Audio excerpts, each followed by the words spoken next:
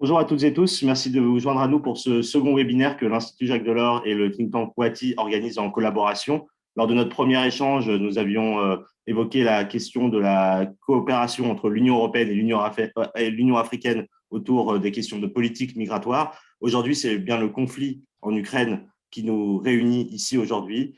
Cette guerre qui s'est déclarée sur le continent européen a mis en exergue les divergences d'intérêts entre les pays de l'Union africaine et les pays de l'Union européenne vis-à-vis de la Russie. C'est bien ce sujet que nous souhaitons aborder aujourd'hui. Avant de passer la parole à Madame Cissé pour la présentation des intervenants, je voudrais simplement vous rappeler que l'outil de questions-réponses est disponible en bas de votre écran. Il vous permettra de poser vos questions à nos intervenants et nous leur relayerons dans la dernière partie de cet échange de 1h30. Merci beaucoup encore d'être avec nous et Madame Cissé, je vais vous passer la parole. Merci beaucoup Mathieu. Bienvenue à tous à ce webinaire organisé par Coati avec l'Institut Jacques Delors. Comme Mathieu l'a rappelé, la guerre en Ukraine est sans doute la grande actualité du moment. Et en plus de la rhétorique médiatique et les points de vue proposés, les discours diffèrent selon les intérêts et les regards portés sur le conflit. Et donc, c'est dans ce contexte que nous organisons cette discussion virtuelle pour comprendre sur le thème de Afrique-Europe, regard croisé sur la guerre en Ukraine. Quelle lecture peut-on avoir de cette guerre et de son évolution pour les prochains mois? Quelles en sont les conséquences politiques et économiques pour l'Europe? Quelle analyse peut-on tirer des perceptions africaines de la guerre Russie-Ukraine et les positionnements des États membres de l'Union africaine? Et enfin, quelles sont les conséquences géopolitiques et économiques de la guerre pour l'Afrique? Et pour apporter des éléments de réponse à ces interrogations, nous avons avec nous 4 intervenants. Professeure Nicole Niesotto, historienne et experte des questions européennes et internationales, également la vice-présidente de l'Institut Jacques Delors. Elle est professeure titulaire de la chaire sur l'Union européenne au Conservatoire national des arts et des métiers depuis 2008. Elle est également ancienne chef adjointe du Centre d'analyse et de prévision du ministère français des Affaires étrangères. Elle a dirigé l'Institut d'études de sécurité de 1999 à 2001 avant d'être nommée premier directeur de l'Institut d'études de sécurité de l'Union européenne jusqu'en 2007. Merci beaucoup à vous, professeur, pour votre disponibilité. Nous avons également avec nous son Excellence l'ambassadeur Frédéric Ngoga, qui est le point focal pour les partenariats, le programme frontière de l'Union africaine et les mécanismes de sécurité régionaux au sein du bureau du commissaire aux affaires politiques, à la paix et à la sécurité de la Commission de l'Union africaine. Avant de rejoindre cette division, il a été officier supérieur au sein de la mission de l'Union africaine de Somalie, où il a aidé les équipes opérationnelles des composantes militaires, civiles et policières à fournir un soutien en matière de lutte contre le terrorisme et de planification des opérations militaires. Titulaire d'un master en administration publique, il a également suivi de nombreuses formations professionnelles sur le maintien de la paix et la sécurité internationale en Algérie et au Royaume-Uni. Il a également reçu une formation sur la défense contre le terrorisme de l'OTAN et sur la programmation sensible au climat pour le maintien de la paix à l'ONU. Il est aussi membre du conseil d'administration du projet du Programme des Nations Unies pour le développement, prévenir et répondre à l'extrémisme violent en Afrique. Il s'est vu conférer le 16 avril 2014 le rang d'ambassadeur extraordinaire et plénipotentiaire de la République du Burundi. Merci beaucoup à vous aussi, Son Excellence, pour votre disponibilité. Nous avons aussi avec nous le docteur Serigne Bombagay, qui travaille depuis plus de 30 ans dans les domaines des relations internationales, de la gouvernance et de la géopolitique. Il a une connaissance approfondie et une expérience confirmée en matière de gestion de crise, de consolidation de la paix et de stratégie.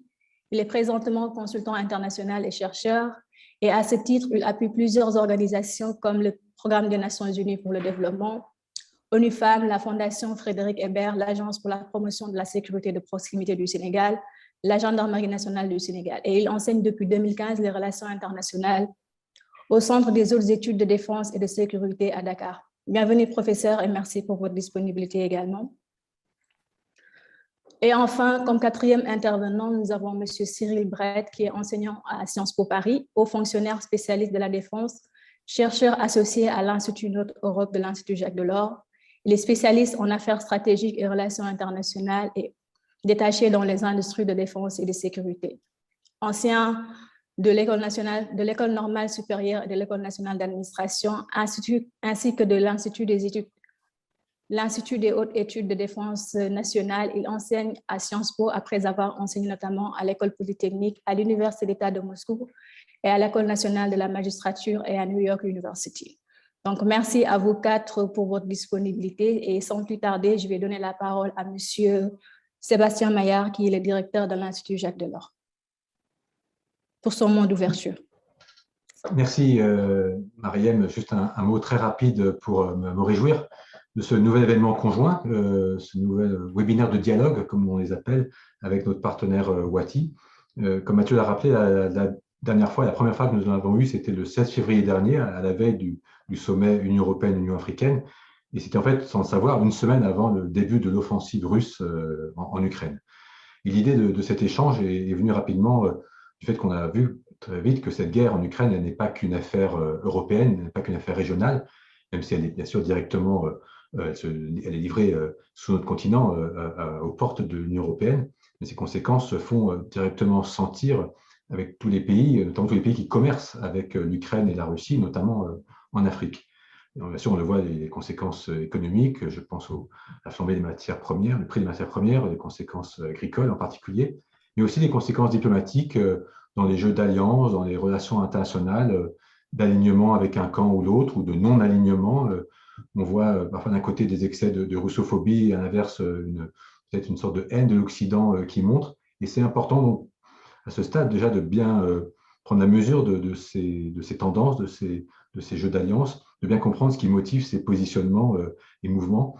Et c'est, je crois, tout l'intérêt de notre échange cet après-midi, de nos regards croisés. Et je remercie grandement nos invités d'avoir bien voulu accepter de se livrer à cet exercice qui, j'espère, nous éclairera tant en Europe qu'en Afrique. Donc, je vous souhaite très bon débat. Merci beaucoup, M. Sébastien. Alors, je vais donner la parole à M. Gilles Yabi, qui est le directeur exécutif de Wati, pour son million de bienvenue. Et M. Yabi aussi va assurer la modération de la session pour ce qui va suivre. Merci et excellente discussion. Merci, Mariem. Merci à toutes et à tous d'être là, d'être présentes et présents avec nous cet après-midi pour cette discussion. Merci, Sébastien, pour le mot d'ouverture et surtout pour la formidable idée d'enclencher ce partenariat avec Wati autour de certains nombres de sujets d'intérêt général et d'intérêt, je dirais, partagé entre le continent européen et le continent africain. Et je salue la présence en particulier de la vice-présidente de l'Institut Jacques Delors, Nicole Yessoto, avec nous cet après-midi, le chargé de recherche Cyril Brett, qui va être le premier à s'exprimer. Et je salue évidemment à nouveau la présence de l'ambassadeur Frédéric Ngoga, basé habituellement à Addis Abeba, mais qui nous parlera depuis Nairobi. Et enfin, le professeur Seri Babangaï, qui est à Dakar, ici, comme Mariem et moi et l'équipe de Wati. Merci à nouveau à chacune et à chacun de vous de participer à cette rencontre et à toutes celles et tous ceux qui nous ont rejoints. Je vais être très bref, je ne vais pas expliquer ce qu'est Wati. Hein. Nous sommes une plateforme de discussion, un think tank citoyen avec cette idée de partage de connaissances sur tous les sujets d'intérêt général. Une focalisation, c'est vrai, sur l'Afrique de l'Ouest, mais évidemment, nous sommes conscients que tout ce qui se passe dans le monde a un impact sur l'Afrique de l'Ouest également et sur l'Afrique de manière générale. Je voudrais dire simplement que je voulais juste rappeler qu'on parle, pendant que nous avons cette discussion, nous avons une tragédie qui se joue, c'est une vraie guerre qui se joue. Ce sont des centaines, plusieurs centaines de morts déjà, civils et militaires. On n'a pas de chiffres précis, mais c'est une guerre absolument dévastatrice, comme toutes les guerres. Et je crois que nous avons bien sûr une pensée pour ces victimes et nous ne manquons pas, disons, d'apprécier la gravité de ce moment historique, pas seulement pour l'Ukraine, la Russie et les voisins européens, mais pour l'ensemble du monde. Je pense que les guerres, c'est un peu le degré zéro de notre humanité. Et je ne vais pas être un modérateur bavard. Je pense que je suis aussi impatient que toutes les participantes et tous les participants d'écouter nos intervenants. Donc, je vais passer la parole tout de suite à M. Cyril Brett en l'interrogeant sur la lecture du conflit. On est presque à 2 mois de guerre. Et au fond, où est-ce qu'on en est et quelles sont les perspectives pour les prochains mois? Est-ce qu'on s'inscrit vraiment dans une guerre de longue durée? Et évidemment, qu'est-ce que cela pourrait impliquer? Monsieur Brett, vous avez la parole. Oui, bonjour, merci beaucoup. Je me réjouis tout particulièrement de prendre part à cette discussion entre Wattie et l'Institut Delors, de plus dans un cadre francophone, ce qui est tout particulièrement important et parfois très rare quand il s'agit des affaires de l'Est de l'Europe. Je vais structurer mon propos en trois parties. Une première interrogation sur les causes, sur les sources de ce conflit. Une deuxième sur l'état des forces actuelles, qui est extrêmement mouvant. Et vous avez eu raison, monsieur le directeur, de rappeler qu'il s'agissait de situations humaines extrêmement préoccupantes, pour dire le moins. Et enfin, m'interroger sur les scénarios possibles d'évolution pour ce conflit, sur le plan militaire et sur cette crise sur le plan stratégique, laissant évidemment à Madame la professeure Neizotto le soin de tirer les perspectives et les visions pour nos continents respectifs suite à ce conflit. Donc, concernant les causes, je pense qu'il faut avoir à l'esprit qu'il existe à ce conflit et justifier est bien différent d'expliquer. Je me contenterai d'expliquer, pas de justifier, des causes extrêmement conjoncturelles et des causes profondément structurelles. Des causes conjoncturelles qui tiennent à ce qui s'est passé en Russie, en politique intérieure, en économie intérieure depuis la dernière année, un renforcement du pouvoir constitutionnel du président Poutine, un relèvement et une reconstitution en fait des réserves de change et des réserves financières du pays à la faveur d'une hausse des cours des hydrocarbures, une montée en puissance également des tensions avec l'OTAN après plus de 20 ans de pouvoir poutinien où l'opposition à l'OTAN, sous différentes formes, a servi de fil rouge en fait aux différents documents stratégiques du président russe, mais j'anticipe ainsi sur les causes structurelles. Et il faut voir aussi dans les causes conjoncturelles une situation qui a été estimée par les pouvoirs publics russes comme une situation de fragilité, aussi bien pour la présidence Biden, arrivée presque à mi-mandat, et une situation de fragilité inhérente aux transformations électorales européennes. La fin de l'ère Merkel, qui a été interprétée à Moscou comme un moment, si ce n'est de faiblesse, du moins de transition, et la période des élections françaises, dont on sait qu'elles constituent plutôt un moment d'introversion pour les pouvoirs publics. À cela s'ajoute une lecture de la politique ukrainienne comme résultant ce que j'allais dire, une fatigue à l'égard de la présidence Zelensky, après donc 3 ans d'exercice du pouvoir et l'usure inhérente à cet exercice. Les causes structurelles, elles, sont directement liées à la lecture qu'on fait de ce conflit. S'agit-il, et là je passe du pourquoi en un seul mot au pourquoi en 2 mots, s'agit-il pour le président russe de reprendre un projet impérial interrompu par la décennie noire pour la Russie des années 90, donc en gros la reconstitution de l'URSS, ou s'agit-il plutôt d'une cause structurelle de nature plus défensive, c'est-à-dire qu'après des années et des années à réclamer un arrêt de l'extension de l'OTAN, eh bien, prendre soi-même des gages sur le terrain et sur le terrain militaire.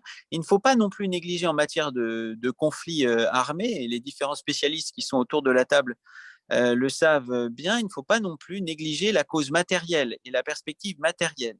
Cette opération, cette invasion en fait, par 4 axes nord, sud, est, ouest, résulte de plus de 10 ans de modernisation des forces armées russes. Et en matière de guerre, bien sûr, la vision stratégique compte, bien sûr, l'opportunité politique est essentielle, mais également l'instrument militaire est très fort. Et voilà plus de 10 ans, donc depuis 2009 en fait, que la présidence Poutine modernise son outil militaire, l'a fait servir sur des théâtres d'opération comme au Moyen-Orient, et d'une certaine façon l'a testé.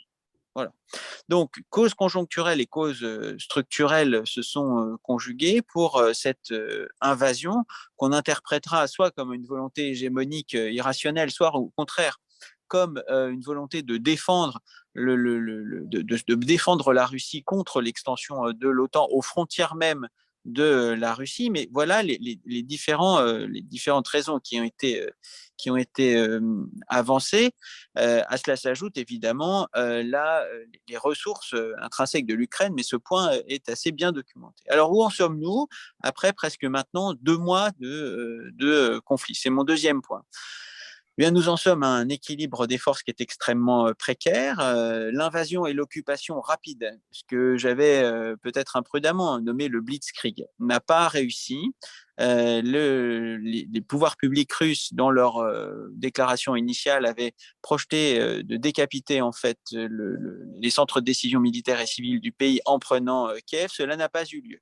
De même, les villes principales visées comme enjeu stratégique par la Russie en Ukraine n'ont pas, loin de là, toutes été prises.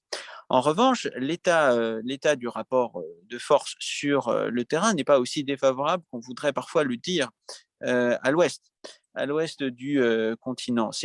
La souveraineté ukrainienne a été mutilée depuis 2014 avec l'annexion illégale de la Crimée, puis le soutien aux 2 républiques séparatistes autoproclamées du Donbass. Aujourd'hui, si on compare non pas à une occupation générale de l'Ukraine, mais si on compare la situation d'aujourd'hui à la situation avant le conflit, on voit que l'empreinte territoriale russe, la démonstration de force russe, ont produit des effets sur le terrain militaire, mais aussi sur le terrain économique et sur le terrain social. Je commence par le volet humanitaire, c'est sans doute le plus important.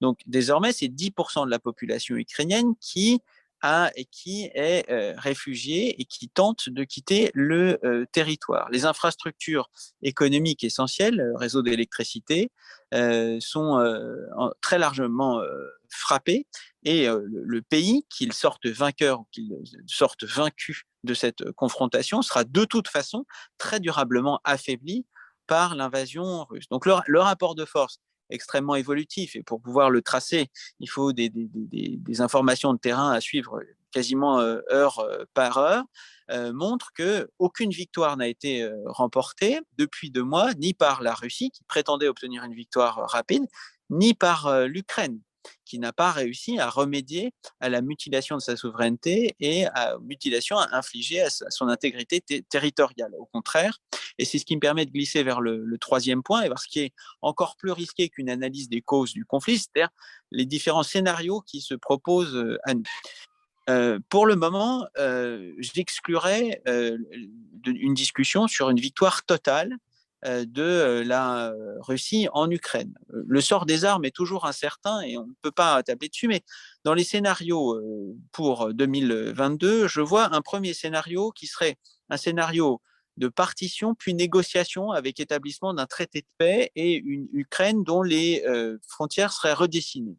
Un deuxième scénario qui serait une renonciation de la Russie à continuer à mener une action armée dans le long terme, sous le coup des sanctions et sous le coup de la résistance des forces armées et de la société civile ukrainienne. Donc ce serait un scénario de renonciation. Et enfin, un troisième scénario qui n'est pas, à mon sens, irréel, qui est un scénario de la tension sur le long terme, sans établissement de négociation, sans établissement de traité de paix entre la Russie et l'Ukraine, et qui ferait que l'Ukraine resterait durablement une zone de conflit latent ou potentiel qui serait ravivée, exactement comme à moindre échelle la Russie avait entretenu la tension et continue d'entretenir la tension dans le Caucase et en Ukraine orientale. Donc ce sont les 3 scénarios que je vois actuellement, un scénario de partition et négociation, puis établissement d'un traité de paix, un scénario de renonciation de la Russie, ce serait une véritable victoire et pour les forces armées et la société civile ukrainienne, ainsi que pour l'Union européenne et sa série de sanctions sans précédent, et enfin, une stratégie de la tension et du pourrissement qui ferait de l'Ukraine un champ de bataille pour des années et des années encore. En tout état de cause, et pour répondre à votre votre question, monsieur le directeur, je ne vois pas, étant donné l'importance des enjeux et pour les pouvoirs publics russes, et pour les pouvoirs publics ukrainiens, et pour les pouvoirs publics européens, je ne vois pas une cessation des hostilités à brève échéance, et je redoute, comme depuis le début de ce conflit, je redoute un conflit qui dure encore plusieurs mois, malheureusement au détriment des vies civiles, dont on sait désormais qu'elles sont subies des pertes extrêmement importantes. Voilà, j'espère n'avoir pas trop excédé le cadre que vous m'avez tracé. Je suis évidemment très heureux de discuter avec vous des différentes hypothèses que j'ai avancées. Merci beaucoup, Monsieur Brecht.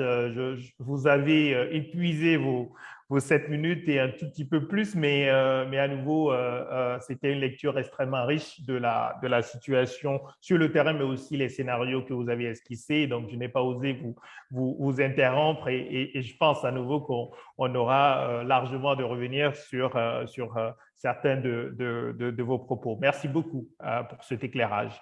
Je vais passer la parole tout de suite à Madame Nicole Niessoto, donc vice-présidente de l'Institut Jacques Delors, peut-être sur les conséquences plus économiques et géopolitiques de la guerre pour l'Europe. Je sais que Nicole Niessoto a en particulier travaillé aussi sur la défense européenne. On voit une sorte de course aux armements quand même qui a relancé. Et voilà, on aimerait bien savoir un peu qu'est-ce que tout cela peut signifier pour l'Europe, pour la sécurité de l'Europe, mais aussi pour finalement la place de l'Europe dans le monde. Madame Niessoto. Merci beaucoup, Gilles, et je suis ravie de participer à ce dialogue. Je crois que la première réflexion, c'est de dire que pour l'Europe, cette guerre est à la fois un choc presque mortel, et un réveil. C'est un choc presque mortel parce que l'Union européenne découvre la vanité, l'obsolescence de tout ce à quoi elle croyait jusqu'à maintenant. C'est-à-dire cette idée que le commerce pacifie les mœurs, que l'interdépendance économique est un facteur de paix, que les intérêts économiques de Poutine feront qu'il n'osera jamais aller en guerre parce que ce n'est pas son intérêt.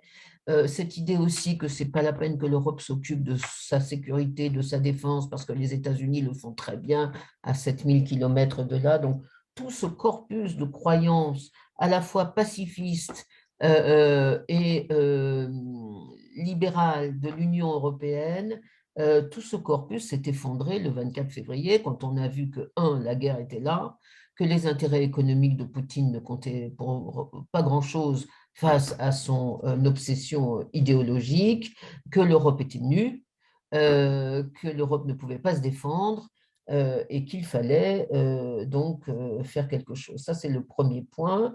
Et toujours dans ce choc presque mortel, tout d'un coup, les équilibres et les relations traditionnelles entre les pays membres de l'Union se sont mis à évoluer. Et on est aujourd'hui dans un jeu de chaises musicales, si je puis dire, au sein de l'Union européenne, où le rôle de chacun n'est plus ce qu'il était. Je prends un exemple, l'Allemagne. L'Allemagne qui était le pays fort de l'Union européenne, même le leader de la politique de l'Union européenne en termes de rigueur économique, en termes de primat du dialogue et de la négociation sur l'usage de la force et la coercition, l'Allemagne est aujourd'hui en train de passer de leader à maillon faible de l'Union européenne. L'Allemagne se découvre dépendante de la Chine pour son commerce, dépendante de la Russie pour son gaz, dépendante des États-Unis pour sa défense et bientôt pour son gaz. Et donc l'Allemagne se retrouve une puissance très faible, très très faible, avec une souveraineté complètement irréelle. Et donc, un vrai choc psychologique, je crois, pour les Allemands. Et les Allemands, comme vous le savez, ont décidé de consacrer 100 milliards d'euros à leur défense, ont décidé de faire ce qu'ils n'avaient jamais voulu faire, vendre des armes à l'Ukraine.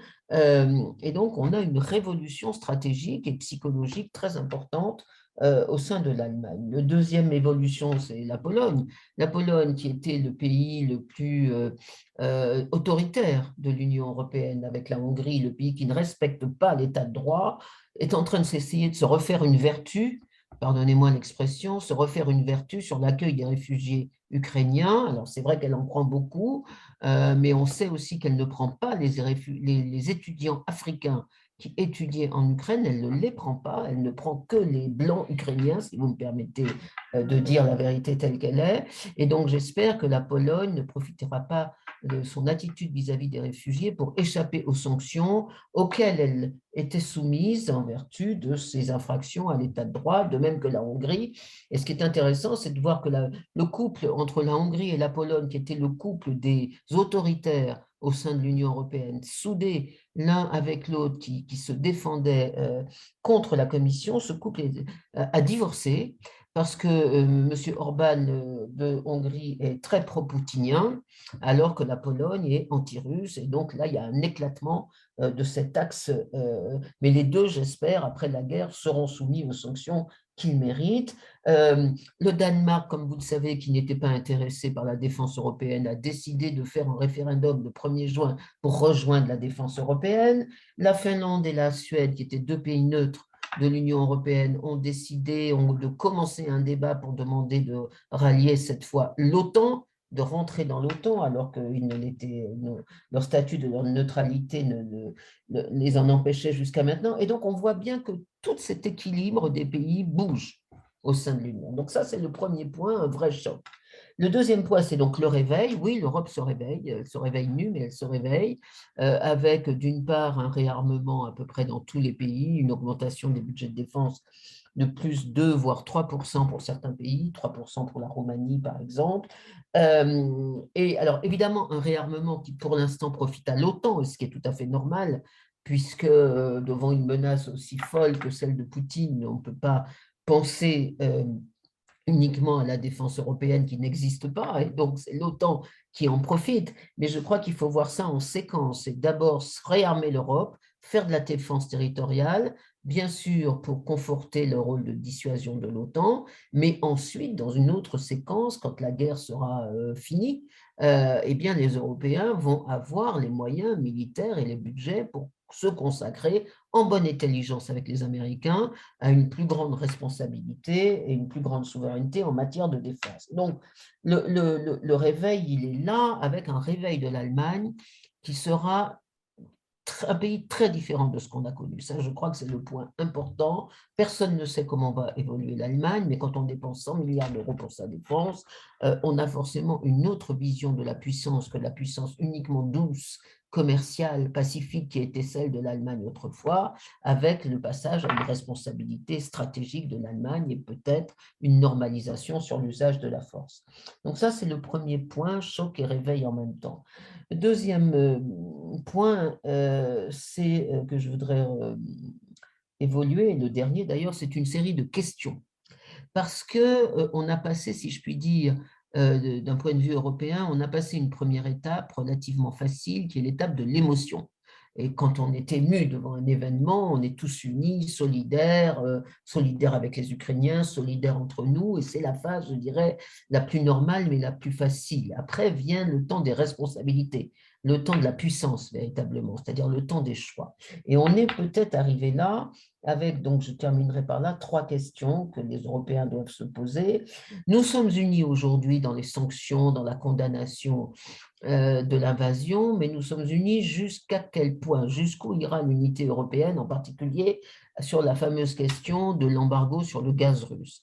Alors, c'est une question difficile quand on sait que l'Allemagne, qui fait à elle toute seule plus du tiers du PIB de la zone euro, est totalement dépendante du gaz russe. Toute l'industrie allemande est dépendante du gaz russe. Donc, c'est difficile pour l'Allemagne d'accepter cet embargo. Et moi, je comprends très bien que l'Allemagne ait du mal à le faire. Il faut 2 ans pour... le gaz, ce n'est pas transférable facilement, comme le charbon. Si on n'a plus de charbon russe, on peut acheter du charbon ailleurs. Mais le gaz liquéfié, ce n'est pas pareil. Donc, il y a une période de 2 ans très difficile pour les Allemands. Et moi, je suis loin d'accuser l'Allemagne d'égoïsme, comme le font certains États européens. Ce n'est pas par égoïsme, c'est par intérêt de ses concitoyens que l'Allemagne, pour l'instant, est dans une position un peu difficile. Deuxième question, qu'est-ce qu'on fait après? Qu'est-ce qu'on veut comme objectif, comme point final dans cette guerre? Est-ce qu'on veut, comme le disait Cyril Brett, le premier scénario, c'est-à-dire la partition de l'Ukraine? Est-ce qu'on veut le deuxième, la défaite, voire le regime change, l'abandon de Poutine? Est-ce qu'on est sûr qu'on va éviter nous-mêmes d'être en guerre? C'est un scénario dont Cyril n'a pas parlé, mais que moi, je ne veux pas exclure. L'idée que malgré tout ce qu'on fait, on sera peut-être obligé d'aller dans une escalade. Je ne le souhaite pas, mais il y a une vraie question quand même ici. Et qu'est-ce qu'on fait surtout après de la Russie? La Russie, elle est là géographiquement. On ne peut pas faire comme si la Russie était en Afrique de l'Ouest. Elle est là, à côté de nous. Et donc, il faudra bien un jour ou l'autre, et j'espère assez vite, avoir une relation quelle qu'elle soit, mais la définir. Or, les Européens, pour l'instant, n'ont aucune réflexion sur le type de relation qu'ils veulent avoir après, avec quelle Russie, comment, etc., etc. Et donc, je voudrais conclure en disant que les Européens sont dans une phase difficile parce que, évidemment, la plus grande victime de cette affaire, c'est bien évidemment l'Ukraine et la population ukrainienne. Mais la deuxième victime, c'est l'Europe. Parce que les sanctions sont à double tranchant, nous allons souffrir, nos populations vont souffrir, en particulier de la hausse des prix de l'énergie, de la hausse des prix de certaines matières premières, comme vous, en Afrique, vous allez souffrir sur la hausse des prix du céréal. Nous allons souffrir beaucoup plus que les Américains. Je termine là-dessus. Pour les Américains, cette guerre n'est pas un risque. Pour l'Europe, c'est un risque de construction, un risque dans l'équilibre des pays et un risque dans son économie, voire même sa sécurité. Alors que les Américains sont relativement tranquilles là-bas, vont vendre beaucoup plus de gaz, vont vendre beaucoup plus d'armes, vont consolider l'OTAN, et je crois que dans la relation transatlantique, cette divergence va peser. Merci beaucoup. J'espère aussi avoir tenu à peu près mon temps de parole. À peu près, mais c'était à nouveau extrêmement intéressant de vous entendre, madame, y compris sur les questions difficiles, disons, que vous avez posées à la fin et qui se posent pour l'Europe, y compris le risque d'escalade militaire. Je pense que c'est important de le souligner, puisqu'on parle de ces derniers jours de livraison quand même aussi cette fois-ci de moyens aériens, ce qui semblait être exclu jusque-là. Donc, on se pose la question, effectivement, est-ce que l'Europe aussi ne va pas, d'une certaine manière, réellement entrer en guerre et avec des risques extrêmement importants. Merci beaucoup pour cet éclairage. Alors maintenant, les lectures africaines, parce que l'idée de cette discussion, c'est d'avoir ces regards croisés. Donc, je vais donner la parole à l'ambassadeur Frédéric Bouga de l'Union africaine, qui a une expérience aussi militaire à la MISOM en Somalie et qui connaît ces questions de sécurité et de défense. Peut-être en lui disant, au fond, beaucoup de médias se sont très vite interrogés sur les votes africains au Conseil de sécurité et avec un peu, du côté occidental, un sentiment de surprise qu'il n'y ait pas un alignement total sur les positions, notamment occidentales. Donc, ambassadeur Ngoga, quelle est votre lecture, des lectures africaines de ce conflit? D'abord, Gilles, j'aimerais d'abord vous remercier pour l'invitation. Je trouve les interventions de Cyril Brett et de Nicole Niesoto, si je prononce bien le nom, très intéressantes. D'abord, j'aimerais dire que c'est une tragédie ce qui se passe en Ukraine. C'est une tragédie parce qu'il y a des vies humaines qui sont perdues chaque jour. Et je trouve que n'importe quel être humain devrait être concerné par ce qui se passe. Et je pense que l'Afrique, je pense que souvent les positions africaines sont mal interprétées. On est très, très inquiet par rapport à ce qui se passe et les conséquences, surtout pour notre continent. Et ici, j'aimerais rappeler que le 24 février, le lendemain de l'invasion russe, j'aimerais rappeler que le président Macky Sall, qui est le président en exercice de l'Union africaine, et le président de la Commission de l'Union africaine, Moussa Faki Mahamat, ont donc fait une déclaration où ils appelaient donc à cesser le feu et à un dialogue politique pour résoudre les différends sous l'égide des Nations Unies. Ça, c'était la première déclaration. Je rappelle également qu'ils se sont également exprimés le 28 février, encore une fois, pour appeler à cesser le feu. Et ils se sont entretenus non seulement avec, comment il s'appelle, le président Vladimir Poutine de la Russie, ils se sont également entretenus avec le président Zelensky, qui par ailleurs a demandé à s'adresser à l'Union africaine. Mais ici, j'aimerais dire une chose. Le continent africain, c'est 55 pays. Souvent, on dit 54, mais nous, l'Union africaine, on dit 55. C'est 55 pays et on ne peut pas s'attendre à ce que les 57 pays puissent avoir la même position sur une question aussi politique que la guerre en Ukraine. Je pense que même au sein de l'Union européenne, c'est la même chose. Nous, ce qu'on observe, c'est que la plupart des pays africains ils sont plus ils ont adopté les principes du non-alignement, qui est un principe qui a été adopté durant la guerre froide. Et ils disent tous qu'ils sont en majorité non alignés. Mais je rappelle également quand même qu'ils se sont exprimés à plusieurs reprises par rapport à cette situation-là. Et quand on regarde le vote qui a eu lieu le 27 février au niveau de l'Assemblée générale, nous avons quand même 28 pays africains qui ont condamné donc l'intervention russe. Nous avons 17 qui se sont abstenus et nous en avons 8 qui n'ont pas voté. Maintenant, c'est lorsqu'on est parti donc au niveau du Conseil des droits de l'homme à Genève, alors là, il y a eu des inquiétudes par rapport à ce vote-là. D'abord, c'est un précédent qu'on avait mettre en avant. Et donc, beaucoup de pays se sont interrogés, se sont dit, ah, ça nous rappelle la Libye en 2011. Parce que la Libye, en 2011, elle a été aussi, donc on l'a exclue du Conseil des droits de l'homme, après on l'a bombardée. Et ici, il y a quelque chose aussi qui est quand même assez choquant pour les Africains, c'est que je pense que premièrement, on regarde comment les Africains sont traités quand ils sont en train de quitter l'Ukraine, ou ils essaient de quitter l'Ukraine, donc l'hypocrisie qui existe. Et deuxièmement, c'est que la loi internationale, en quelque sorte, ça marche, quand on veut, ça marche, et quand on ne veut pas, ça ne marche pas. Donc, il y a ce problème-là qui se pose. Mais j'aimerais ici me focaliser sur les inquiétudes africaines en réalité en ce moment. D'abord, c'est les inquiétudes par rapport à la sécurité. Après le Covid-19, nos économies ont connu des difficultés énormes. Et aujourd'hui, avec la montée du prix du pétrole et l'insécurité alimentaire, donc on est vraiment inquiet qu'il y aura des soulèvements populaires dans certains de nos pays. D'ailleurs, on commence déjà à le voir. Donc, ça, c'est la première inquiétude. Deuxièmement, c'est tout ce qui est lié au retour des coups d'État. Rappelez-vous, d'abord, on a connu des coups d'État dans 3 pays africains, notamment le Mali, le Burkina et la Guinée. Et ici, il y a des inquiétudes que si vous êtes pro-russe ou si vous êtes pro-Occident, donc les risques de coups d'État vont augmenter dans les jours à venir sur le continent africain. Troisièmement, la chose qui nous inquiète énormément, c'est qui est lié d'abord à tout ce qui est financement des opérations de maintien de la paix sur le continent africain. Comme vous le savez, beaucoup de nos opérations de maintien de la paix sont financées par ce qu'on appelle le Fonds européen pour la paix et la sécurité. Le Fonds européen pour la paix et la sécurité, c'est 5 milliards sur une période de 5 ans, 2017 à 2021.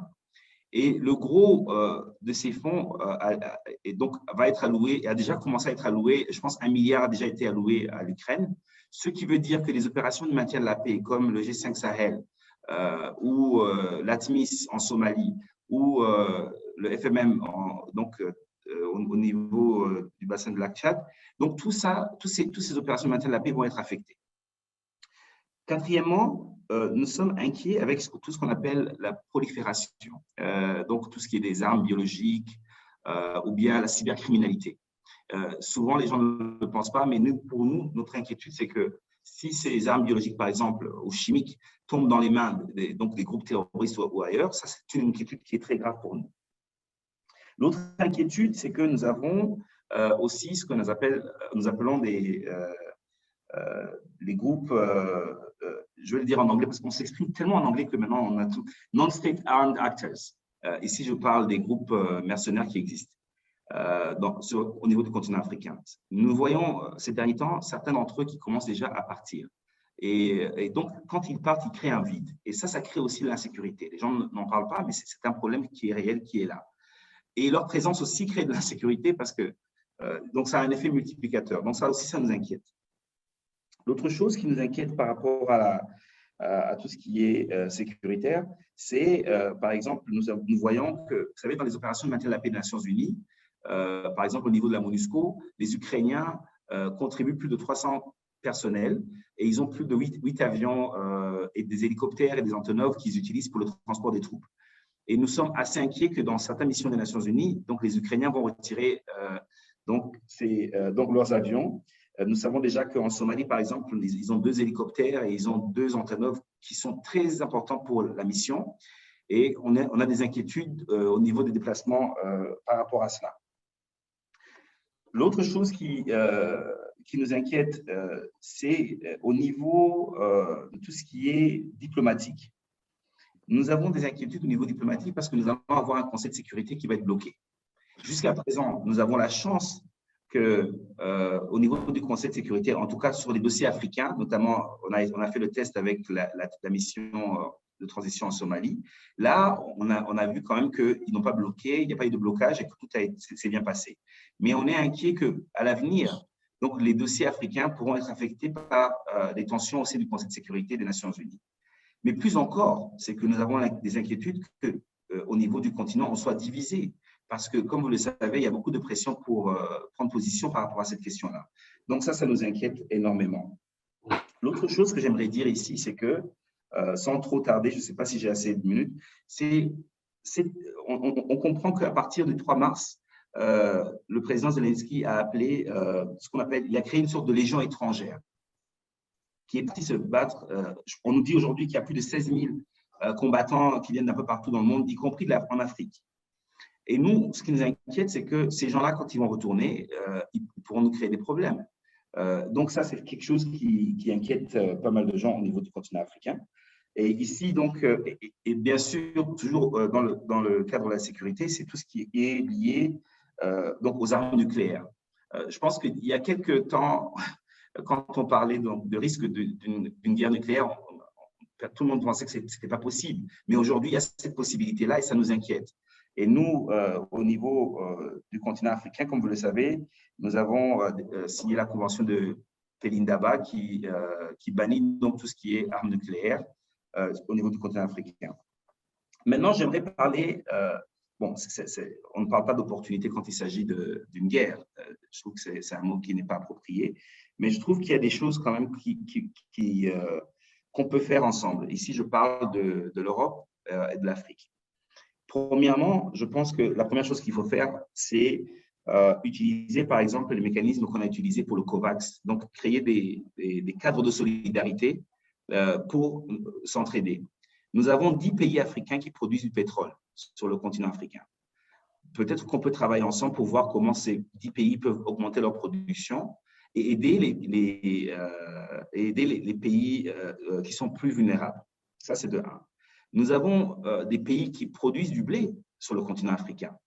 D'ailleurs, ici, je profite de l'occasion pour saluer l'initiative Farm du président Macky Sall et du président Macron, qui est, je le dis en anglais, Food and Agriculture Resilience Mission. C'est une initiative qui a été lancée, on n'en parle pas beaucoup, mais c'est une initiative qui pourra aider donc les pays non seulement à augmenter la production, mais à s'entraider aussi en Europe et en Afrique. Donc, nous savons aussi que l'Europe, dans sa transition écologique, a besoin de certains minerais, notamment le nickel, le platinum et autres. Et donc, on pourrait travailler ensemble pour voir comment avoir des accords gagnant-gagnant donc pour les pays africains et pour les pays européens, pour voir comment s'entraider. Mais ici, donc, sans trop parler, parce que je pense qu'on va échanger donc dans la discussion, j'aimerais quand même rappeler que c'est une tragédie humaine. C'est une tragédie humaine, comme c'est une tragédie humaine de voir les gens qui souffrent en RDC, à l'est du Congo, comme c'est une tragédie humaine de voir les gens qui souffrent dans le Sahel. Et je pense qu'il est temps qu'on se traite tous d'égal à égal. Et je pense que quelque part, les gens ne comprennent pas trop l'Afrique, mais l'Afrique ne dit pas que c'est une tragédie. L'Afrique dit seulement que c'est une tragédie, que ça doit être une leçon pour nous tous, et l'importance surtout du droit international qui doit primer dans tout ce que nous faisons. Voilà, donc Gilles, c'est ce que je peux dire pour le moment, mais je pense qu'on va échanger avec les autres intervenants. Je vous remercie. Merci beaucoup, Frédéric. Je pense là encore, beaucoup de richesse dans cette intervention et des aspects, je dois dire, qu'on ne voit pas au premier chef en termes de conséquences. Par exemple, ce que vous avez dit sur les missions de paix. Je pense qu'effectivement, à RDC aussi, il y a déjà des hélicoptères ukrainiens qui doivent être rapatriés. Donc, on voit bien qu'il y a des impacts absolument partout de ce conflit. Merci beaucoup pour cette clarification également de la diversité des lectures africaines de ce conflit. Professeur Seri Babangaye, alors 3 interventions avant vous, mais je suis sûr que vous avez cependant des choses nouvelles aussi à nous apprendre et surtout votre regard plus de chercheur sur les questions de paix et de sécurité, mais aussi vous avez été conseiller économique au Sénégal, donc peut-être aussi des éléments sur les conséquences économiques et donc politiques, parce qu'au fond, les deux se suivent chaque fois sur le continent africain. Professeur Gaye. Merci beaucoup, Dr Yabi. C'est un plaisir pour moi de participer à ce panel. J'en profite pour remercier Wati et l'Institut de l'Or de m'avoir invité à cet échange de points de vue sur une crise majeure qui affecte les relations internationales. Parce que la crise en Ukraine, la guerre entre l'Ukraine et la Russie interpelle les relations internationales. Pourquoi ? Parce qu'en dernière instance, c'est la sécurité collective du monde qui est concernée. Aujourd'hui, ce conflit a des implications sur l'équilibre stratégique du monde, mais en même temps a des conséquences sur comment aujourd'hui faire en sorte que le multilatéralisme qui a été au cœur des relations internationales puisse refaire surface et être également un outil de résolution des conflits. Assurément, ce conflit nous interpelle parce que l'Afrique est non seulement partie prenante des relations internationales, mais également l'Afrique vit les conséquences de ce conflit. Et la question que je me pose en abordant ce thème est de savoir pourquoi l'Afrique qui n'est pas enchâssée dans la profondeur stratégique et géopolitique de cette crise, pourquoi l'Afrique est affectée par ce conflit. C'est ça en fait ce paradoxe apparent que si on a une première lecture en disant que ce sont conflits qui se passent en Europe, ça ne concerne que les Européens, donc l'Afrique n'est pas concernée. Mais quand on y réfléchit et qu'on aborde aujourd'hui cette crise entre l'Ukraine et la Russie d'une part, et entre l'Occident et la Russie, on se rend compte aujourd'hui que l'Afrique, bien qu'elle n'était pas enchâssée dans cette profondeur géostratégique aujourd'hui, est interpellée. Et comment l'Afrique est interpellée? L'Afrique est concernée à travers 2 dimensions sur lesquelles je vais revenir. Un, c'est que ce conflit a des implications en termes de choc exogène. L'Afrique vit ce conflit d'abord comme un choc exogène, je vais y revenir. Et deuxièmement, ce conflit se déroule dans un contexte de reconfiguration de la puissance à l'échelle mondiale.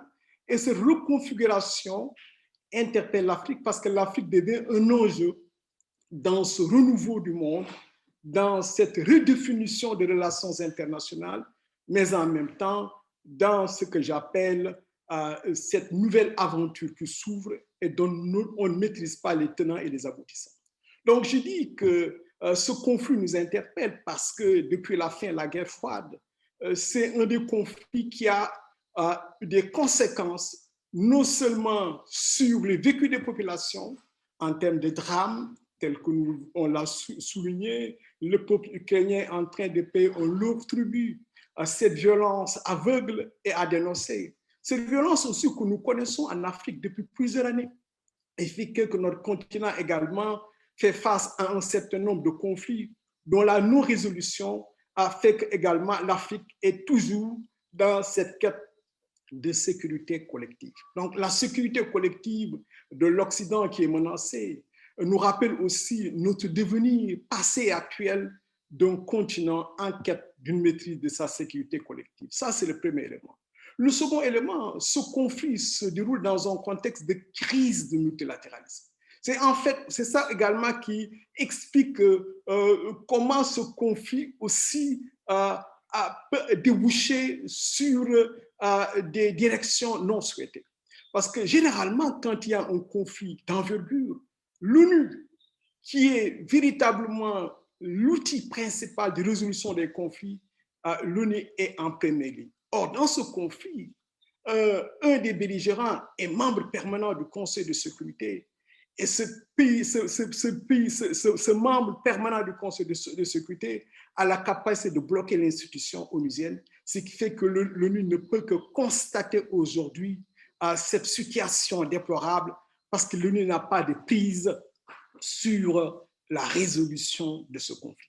Et le troisième élément, c'est que l'Europe, qui est sortie renforcer la fin de la guerre froide, aujourd'hui est dans une situation d'impasse redoutable.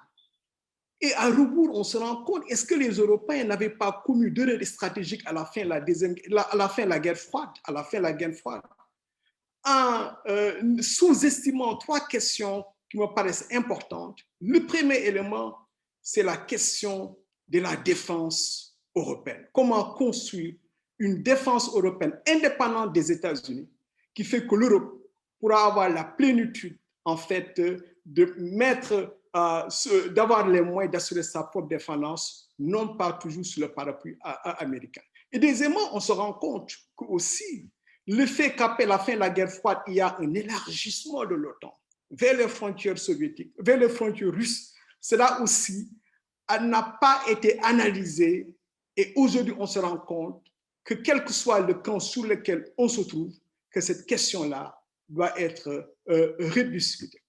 Et le troisième élément, c'est que l'Europe, après la fin de la guerre froide, n'a pas intégré la Russie dans la construction d'une nouvelle Europe. Et je pense que c'est une occasion rêvée de pouvoir amener les Russes à véritablement faire partie de l'Europe, tel que le général de Gaulle l'avait imaginé, l'Europe de l'Atlantique à l'Oural, et que Gorbatchev l'avait souhaité à travers la Maison commune européenne. Donc, ce sont ces constats qu'on ne peut pas ne pas faire quand on ne veut pas tomber dans une lecture tout à fait synchronique de cette crise. Il faut avoir une lecture plutôt diachronique. Et chemin faisant, en quoi cette crise nous intéresse? Cette crise, en quoi l'Afrique interprète par la crise? Et je l'aborde, cette question, à travers la problématique des chocs exogènes. L'Afrique vit cette tension, cette guerre sous l'angle d'un choc exogène. Il y a de cela 2 ans, on a été frappé de plein fouet par la COVID-19, qui a été un choc exogène qui a véritablement affaibli nos économies, nos systèmes de santé, nos finances publiques, et également la vie en société, parce que le confinement a été dramatique. Et aussitôt après, du moins au même moment, parce que la Covid n'est pas terminée, il y a un autre choc exogène, c'est les conséquences du conflit en Ukraine. Pourquoi? Parce que l'Afrique est dépendante dans son approvisionnement d'un certain nombre de produits qui viennent de l'Ukraine et de la Russie, comme le blé, le maïs, le pétrole, les engrais. Et aujourd'hui, on assiste à une raréfaction, un renchérissement des prix. Et cela est aujourd'hui de nature à affaiblir toute la relance post-Covid dans nos États. À cela également s'y ajoute le fait que ce choc exogène montre une fois de plus nos vulnérabilités. L'Afrique fait face à 5 vulnérabilités depuis bientôt 60 ans.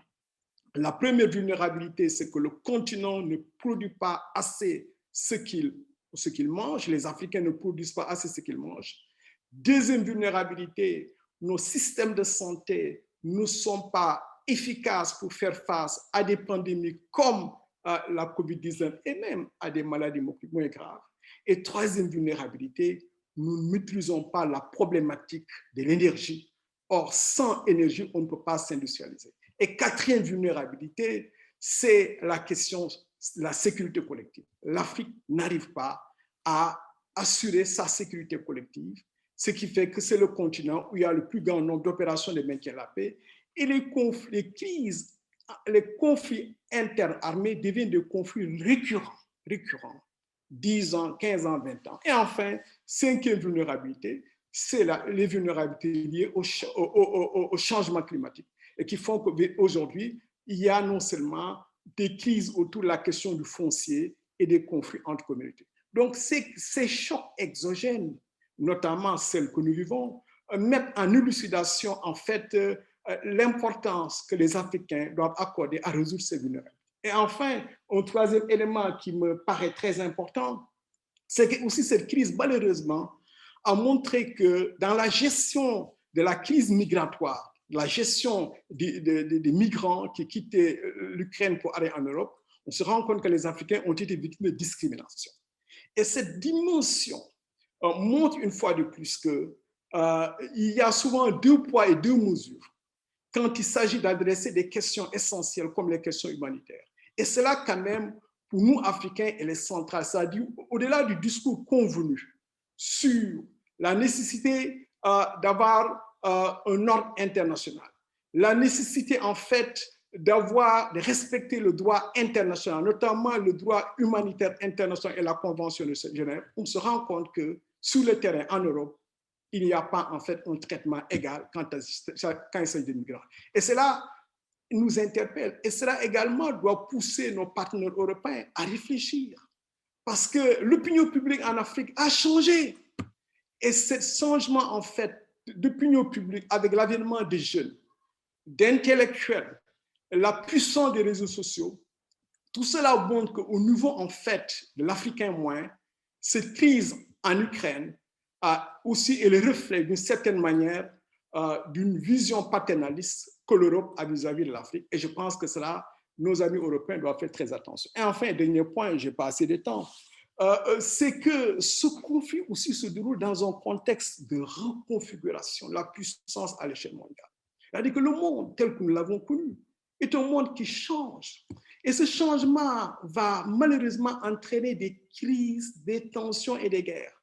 Au-delà, en fait, de l'émotion soulevée par ce qui se passe en Ukraine et qui est tout à fait légitime, c'est qu'en fait, il y a de nouveaux acteurs qui contestent l'hégémonie occidentale et notamment américaine. Et parmi lesquels il y a la Russie, la Chine, l'Inde, tous les pays de BRICS. Et ces pays-là, aujourd'hui, remettent en cause l'ordre international établi depuis la Deuxième Guerre mondiale et veulent aujourd'hui avoir leur part dans cette quête d'hégémonie également et de puissance. Et il se trouve que l'Afrique est interpellée par cela. Au moment où je parle, il y a aujourd'hui un changement d'alliance, de partenariat stratégique au Mali. Et ce changement de partenariat stratégique qui s'est fait par le départ de Barkhane et l'arrivée en puissance des Russes montre une fois de plus que l'Afrique devient un enjeu, un continent qui a un intérêt stratégique. On pourrait parler également de la présence très forte de la Chine sur le continent. Et la Chine même est maintenant impliquée dans la résolution des conflits. La Chine vient de nommer un envoyé spécial pour l'Afrique de l'Est et les Grands Lacs. Ça, c'est passé inaperçu. Mais quand j'ai vu la dépêche, ça montre une fois de plus que même sur les questions politiques et sécurité, la Chine est engagée. Il en est de même d'autres acteurs comme les pays du Golfe. Aujourd'hui, c'est à Doha que se tiennent les pourparlers entre le gouvernement tchadien et les fractions politico-militaires. Donc, comment aujourd'hui les pays du Golfe sont intéressés à avoir un positionnement en profondeur. Il en est de même pour l'Inde, pour l'Afrique, etc. Au même moment où les anciennes puissances coloniales aujourd'hui ont beaucoup de difficultés à refonder leur politique vis-à-vis de l'Afrique, à refonder leur partenariat à l'Afrique. C'est ça aujourd'hui ce problème, cette situation. L'Europe, la France et les anciennes puissances ont beaucoup de difficultés à refonder les relations avec l'Afrique. Et l'Afrique aujourd'hui a un champ immense d'opportunités en matière de partenariat et cela véritablement va renforcer la compétition entre les anciennes puissances coloniales et les nouveaux partenaires. Et la crise Ukraine, la crise qui se passe en Ukraine, au-delà de tout ce que je viens de décrire, n'est que le début n'est que le début en fait d'une nouvelle mutation dans les relations internationales. Et les Africains doivent être très vigilants. Nous ne devons pas, je vais conclure, les Africains, oui, s'il vous plaît. Nous ne devons pas commettre les erreurs graves qu'on avait commises pendant la guerre froide, en s'alignant de manière mécanique sur l'un ou l'autre des camps. Nous devons nous battre pour avoir une autonomie stratégique. Et cette question de l'autonomie stratégique doit être posée au niveau des organisations internationales comme l'Union africaine, des organisations régionales, au niveau des États. En tout cas, les opinions publiques, les chercheurs et les intellectuels africains ont montré que si aujourd'hui l'Afrique doit exister dans les relations internationales, l'Afrique doit se battre pour avoir une autonomie stratégique. Je vous remercie. Merci beaucoup, professeur Gaye. Je pense que là, on a vraiment un spectre très, très large de questions. Et c'était bien de terminer par vous parce qu'effectivement, vous mettez le doigt sur voilà, ces grandes mutations. Au-delà de la guerre actuelle, c'est vraiment peut-être une nouvelle époque quasiment des relations internationales qui s'ouvre avec ces reconfigurations de pouvoir, d'hégémonie au niveau mondial. Et effectivement, cet appel à l'autonomie stratégique de l'Afrique, je retrouve cet élément dans beaucoup de commentaires et de questions sur oui, mais d'accord, mais par où on commence? Comment construire cette autonomie stratégique dans les conditions actuelles? Je pense qu'on y reviendra et je poserai la question à peut-être que l'ambassadeur Ngoga pourra également rebondir là-dessus. Qu'est-ce qu'au fond, quelles sont les leçons aussi que l'Union africaine pourrait tirer et commencer déjà à tirer de cette guerre et de ses implications? Alors, je savais que ça allait être compliqué. On n'a pas beaucoup de temps. Il nous reste à peu près une demi-heure. On va essayer de rester dans le temps. J'ai beaucoup de questions, mais je vais privilégier les questions des participants à ces discussions. Et je vais sans doute glisser quelques-unes des miennes dans ce lot. Et je vais vous demander peut-être de réagir. Vous avez mentionné la Chine, professeur Bamba Gaye, et je pense que cela n'avait pas été fait jusque-là dans les différentes interventions. Madame Yesoto a parlé des États-Unis, finalement pas très affectés, et peut-être est-ce qu'on peut considérer même comme éventuellement gagnant, si on peut parler ainsi de cette reconfiguration, en tout cas de la guerre en Ukraine, par les ventes d'armes, par le fait qu'ils ne sont pas menacés sur leur territoire, par finalement le renforcement de l'OTAN, dont ils sont quand même la force motrice.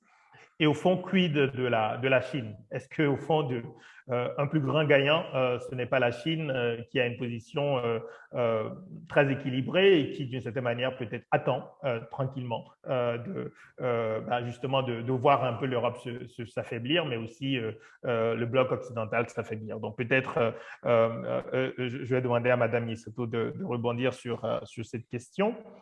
Et voilà, peut-être qu'on va commencer par là et je vais peut-être ajouter aussi la question de la montée en puissance militaire de l'Allemagne. Qu'est-ce que ça signifie pour la France? Puisque au fond, je pense que militairement, la France est aussi considérée comme l'une des grandes puissances militaires européennes. Et donc, est-ce que cette montée en puissance militaire de l'Allemagne, ça va d'une certaine manière faire un couple franco-allemand plus fort? Ou est-ce qu'au fond, on peut aussi avoir une forme de rivalité en réalité entre ces deux puissances militaires? Merci, ce sont deux questions très importantes sur la Chine. Je ne dirais pas que la Chine est gagnante. On a toujours comment dire, on a toujours le réflexe quand ça va mal en Occident de dire la Chine gagne. On l'a dit sur le Covid également, c'est pas vrai. Quand on voit ce qui se passe aujourd'hui en Chine, la Chine est de nouveau en prise avec le Covid. Quand une ville comme Shanghai, 25 millions d'habitants, est confinée depuis un mois, on ne peut pas dire que ce soit une grande victoire de la Chine. Mais pour en revenir à la guerre, je ne pense pas que la Chine soit gagnante. La Chine est très ambivalente sur cette affaire. Bien évidemment, elle n'a pas condamné et elle se refuse à condamner la Russie. Mais elle fait très attention également parce que, contrairement à la Russie, la Chine est très imbriquée dans la mondialisation économique, ce qui n'est pas le cas de la Chine. La Chine a une économie de rente et elle n'a pas développé une économie, une industrie qui joue sur l'interdépendance et l'excellence de ses productions. La Chine, oui. Et donc, je crois que la Chine essaye de tenir une ligne très, comment dit-on, très subtile, qui est le soutien idéologique à Poutine, c'est-à-dire le soutien des autocrates contre le clan des démocraties. Et d'ailleurs, ils ont signé le 4 février un texte très long pour une amitié indéfectible où ils prônent une nouvelle forme de démocratie universelle, c'est le terme employé dans cette déclaration, une démocratie universelle à la chinoise et à la russe. Donc, soutien très fort idéologique à Poutine, mais prudence, parce qu'il ne faut surtout pas que la Chine soit soumise directement ou indirectement à des sanctions qui remettraient en cause son développement économique. Donc, plus que la Russie, la Chine a besoin de garder l'ouverture du commerce international. Elle n'a aucun intérêt à un recentrage de la mondialisation en différents blocs concurrents. Donc, je pense que la Chine est très prudente et de même sur Taïwan, certains disent mais la Chine va profiter, peut-être faire quelque chose sur Taïwan parce que les Américains sont tellement occupés en Ukraine qu'elle pense avoir quartier libre. Je ne suis pas sûre. Pourquoi? Parce que les Chinois ont vu à quel point l'Occident réagissait à l'affaire russe beaucoup plus fortement et de façon beaucoup plus unie qu'on aurait pu l'espérer, et en tout cas que Poutine lui-même l'avait anticipé. Donc ça, c'est pour la Chine. Pour l'Allemagne, la montée en puissance militaire de l'Allemagne, c'est la meilleure nouvelle qui puisse arriver pour la France et surtout pour la défense européenne. On avait deux armées très puissantes dans l'Union européenne, c'était la Grande-Bretagne et la France. Les Anglais sont partis, ce qui pour la défense européenne est une bonne chose parce que de toute façon, ils mettaient un veto à tout. Donc, pour l'instant, ils sont partis, c'est très bien, mais en matière de défense de l'Europe, la France se retrouvait un peu seule. Là, si on a maintenant une Allemagne qui devient un pays sérieux sur le plan militaire, avec non seulement une augmentation des budgets de défense, parce que ça, on peut augmenter les budgets de défense et décider de rester chez soi. Mais si l'Allemagne fait aussi une vraie révolution sur sur sa responsabilité dans le monde, sur le fait que l'Europe doit pouvoir non pas utiliser la force n'importe comment, mais doit pouvoir avoir une crédibilité militaire pour être respectée dans le système international. Et donc, si l'Allemagne et la France ensemble construisent une vraie défense européenne avec un concept européen d'emploi de la force, avec une façon européenne de penser la sécurité internationale qui ne sera pas celle des Américains, je pense que c'est une très bonne chose pour la France et pour l'Europe. Merci beaucoup, merci. Je pense à nouveau que tout cela nous enrichit tous sur toutes les dimensions géopolitiques de cette crise. Il y a aussi une question de la part des participants sur les implications au fond de ce qui se passe pour l'Afrique sur le plan sécuritaire, notamment avec les partenariats de la Russie avec un certain nombre de pays africains. Il y avait aussi une question sur l'usage des réseaux sociaux. C'est vrai que la Russie est aussi très active en termes de cyberattaques ou de cyberinfluence. Alors, je ne sais pas si peut-être l'ambassadeur Ngoga voulait réagir un peu par rapport à qu'est-ce que ça peut impliquer pour les partenariats des pays africains et est-ce que ça n'affaiblit pas la possibilité d'avoir dans des espaces, par exemple communautaires, si on prend la CEDEAO ou même d'autres espaces, d'avoir une vraie vision collective de la sécurité et des partenariats. Si on a d'un côté, dans une même communauté régionale, des pays très engagés militairement avec la Russie, et de l'autre côté, des pays très engagés avec la France et les États-Unis. Qu'est-ce que ça signifie sur la possibilité d'avoir une vision collective finalement aussi au niveau africain? Merci Gilles. Je pense qu'il y a quelque chose que je dois dire ici et je saute sur un des commentaires du professeur Agaï. Je pense que, en gros, les Africains ne sont pas pro-Russie ou pro-Occidentaux ou pro-Ukraine, nous sommes pro-Afrique. Et c'est ça qui est le plus important. Nous avons des intérêts qui sont propres à nous et nous travaillons avec tous les gens qui peuvent nous aider à avancer nos intérêts. Et je pense que c'est ça le message qui est en train d'être véhiculé aujourd'hui, c'est que nous avons nos intérêts à nous et que nous allons travailler avec tous les gens qui veulent travailler avec nous.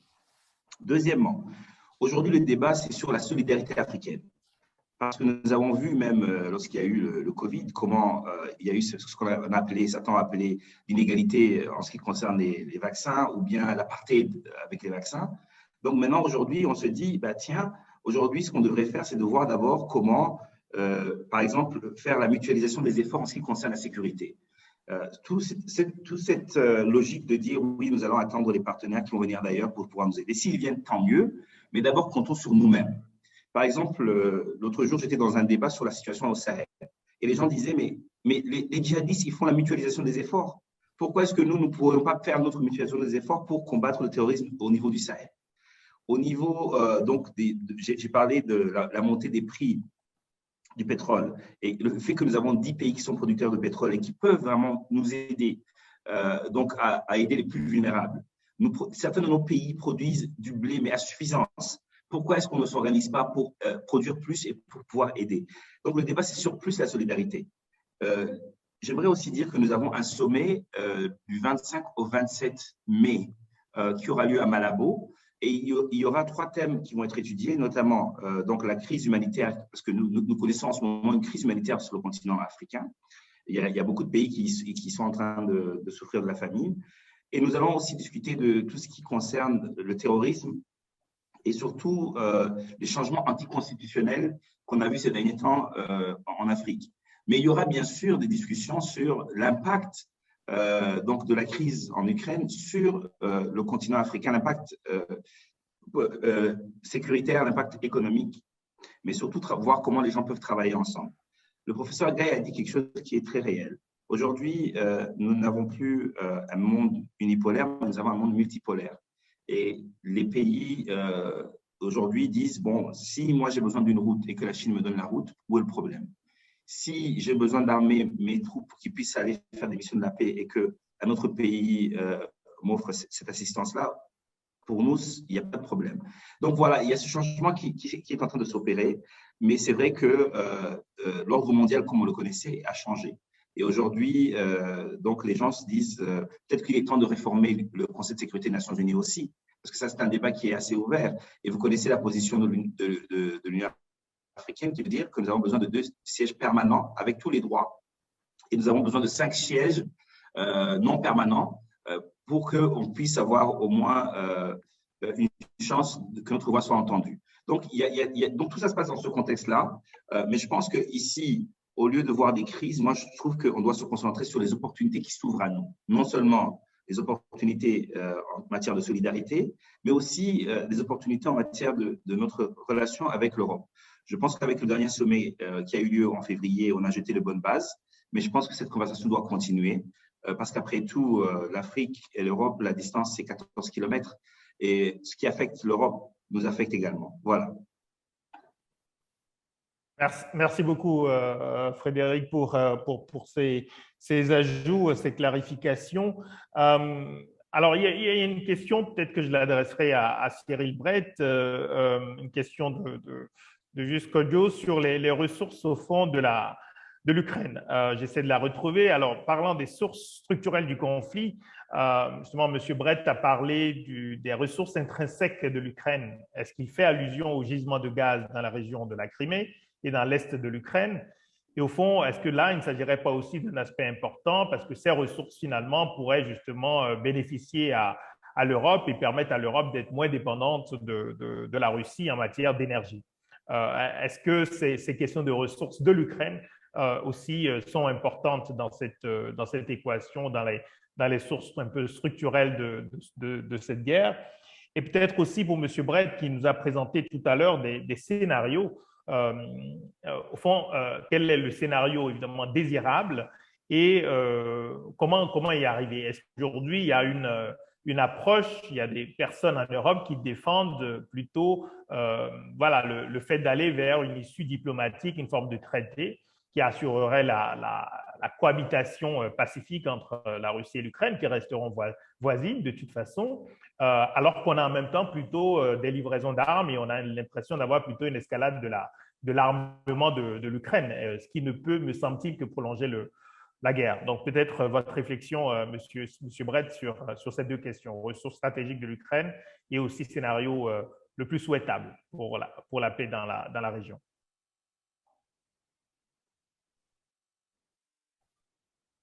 Alors, je vais vous demander d'activer le micro, s'il vous plaît. Excusez-moi, monsieur le directeur.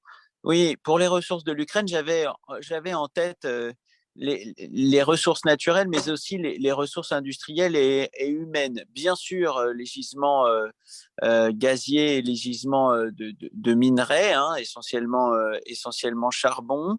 J'avais évidemment en tête les ressources agricoles qui alimentent très largement et l'Europe et une partie de l'Afrique du Nord. J'avais aussi en tête les niches technologiques dans lesquelles l'Ukraine est spécialisée, notamment en ce qui concerne les moteurs d'avion, qui peut avoir un impact bien au-delà de la région de l'Europe orientale, notamment quand il s'agit de remplacer des appareils qui ont été vendus à travers le monde. Et j'avais en tête également les ressources de l'Ukraine en matière de ressources humaines, tout simplement. Hein. L'Ukraine envoie depuis très longtemps maintenant, en Europe orientale, mais aussi dans toute la région du Moyen-Orient et en Afrique, des spécialistes, des techniciens qui peuvent manquer, surtout s'ils sont sur des niches critiques, technologiques ou autres.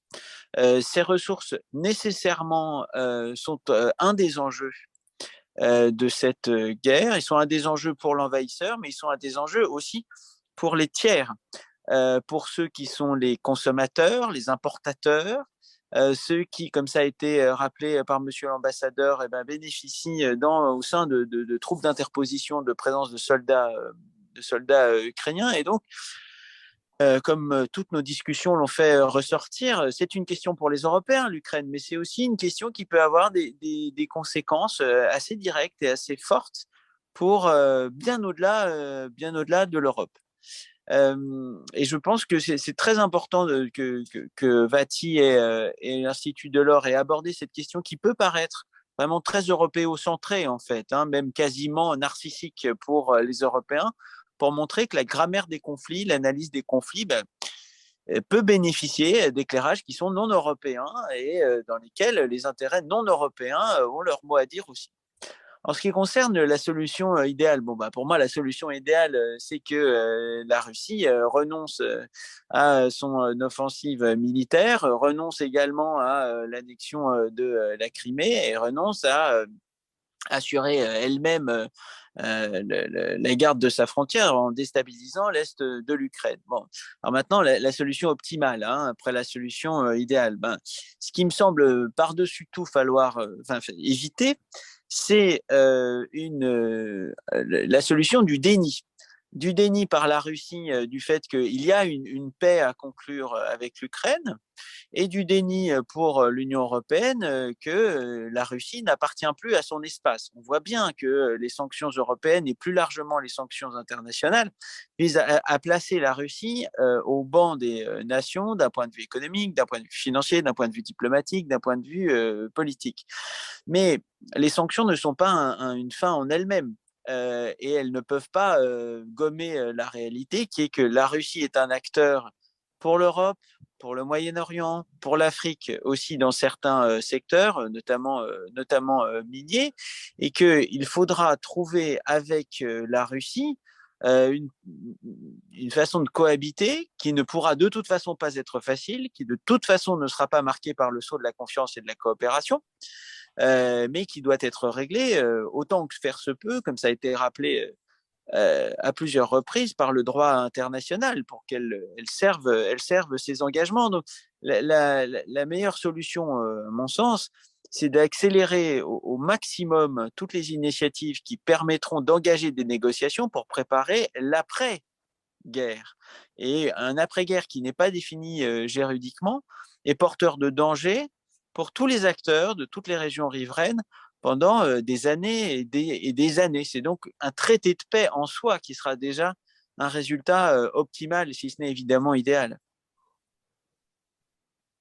Merci beaucoup. Alors, je me permets de vous relancer sur une question aussi, parce que vous avez donné une analyse un peu des causes. La question de l'OTAN, parce que je crois que du point de vue africain, et pas seulement hein, de beaucoup de pays tiers, il y a un peu cette volonté de comprendre, au fond, est-ce que toute la responsabilité est russe, est du côté de Poutine, ou est-ce que l'extension des frontières de l'OTAN au cours des dernières années, est-ce que c'est pas vraiment aussi un élément très important de ce qui se joue, une forme de défense plutôt de la part de la Russie, de ses frontières et en particulier de ne pas vouloir que l'Ukraine bascule complètement dans le camp de l'OTAN en étant tout à côté de la Russie. Quelle est votre lecture là-dessus? Bien sûr, vous avez parfaitement raison. la crainte russe n'est pas récente, elle n'est pas implicite, elle a été explicitée dans tous les différents documents stratégiques depuis 20 ans. L'Ukraine, pour la Russie, ne peut pas appartenir à l'OTAN, ne peut pas appartenir à l'Union européenne sans que ça représente un risque de sécurité nationale pour la Russie. C'est caractérisé comme tel depuis au moins 10 versions des différents white papers russes ou non. Et donc, les extensions de l'OTAN et la politique de voisinage européenne dans ces régions et dans le Caucase a alimenté une vision très obsidionale des relations internationales de la Russie.